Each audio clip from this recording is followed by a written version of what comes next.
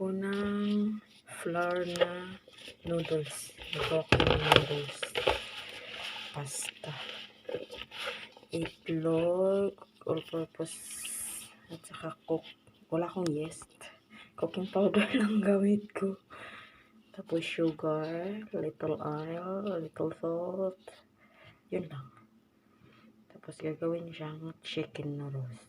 Guys, pag hindi ka daw marunong magmasa dito, hindi ka daw masarap. Ayan na, naporma na siya. Itlog lang, walang halong tubig ha. Pag humok na siya, ibabalutin ko na siya ng cling film pala. Spling na. Tinyebes. Nanonood ka lang ko. Balutin ko siya ng cling, tapos cling film or cover, kahit anong cover. Kung wala, yung tela.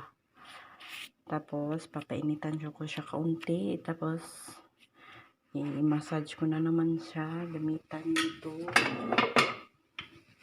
nito.